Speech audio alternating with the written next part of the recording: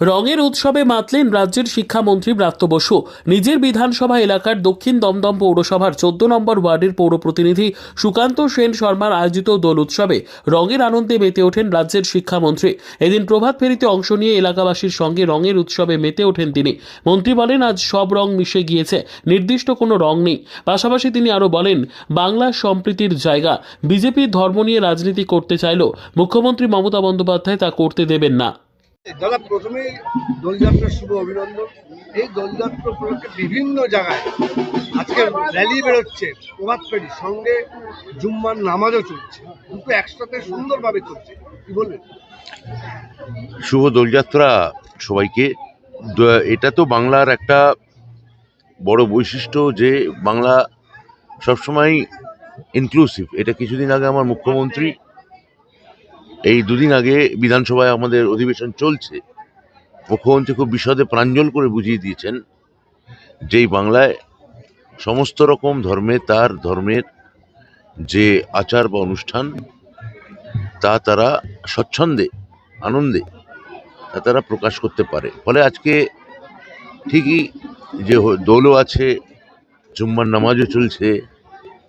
আজকে যদি মহান খ্রিস্ট ধর্মের কিছু থাকতো কোনো অনুষ্ঠান, সেটাও এখানে সাড়ম্বরেই পালিত হতো, বা অন্য কোনো ধর্মের। ধর্ম শব্দটার অর্থ হচ্ছে ধারণ করা। ধর্ম ধারণ করা থেকে শব্দটা থেকে এসছে, ধৃ ধাতু। ফলে এটা মানুষের ব্যক্তিগত নিজেকে, এটা একটা ব্যক্তিগত চর্চা, প্র্যাকটিস।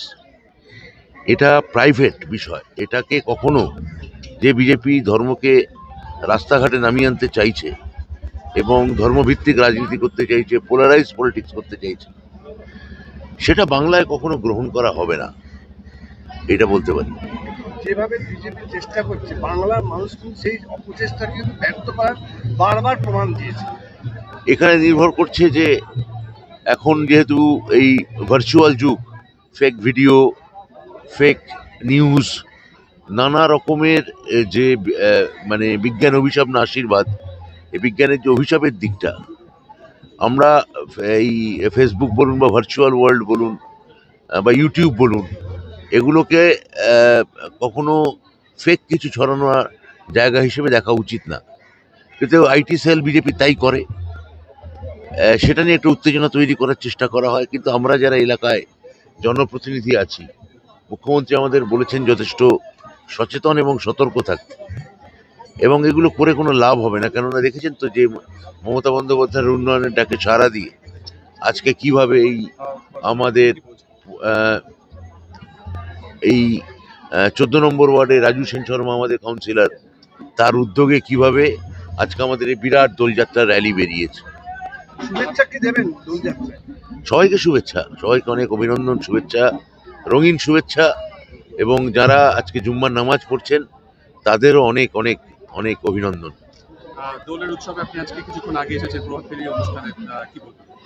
না, আজকে তো বাংলা রঙের দিন, এবং মুখ্যমন্ত্রী যেটা দুদিন আগে আমাদের বিধানসভা অধিবেশন চলছে, সেই অধিবেশনে বলেছেন যে এটা বাংলা সবসময় একটা ইনক্লুসিভ, আমি এটাকে রাজনীতি বলবো না, এটাকে আমি বলবো যে এক ধরনের সমাজ ব্যাখ্যা করে এসছে যে সবাইকে নিয়ে চলো।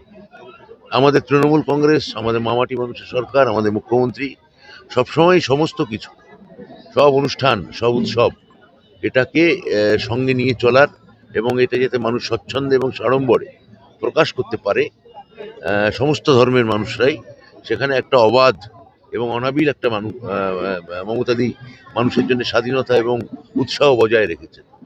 এক বছর পর বিধানসভা নির্বাচন, সেক্ষেত্রে দাঁড়িয়ে কি বার্তা দেবেন?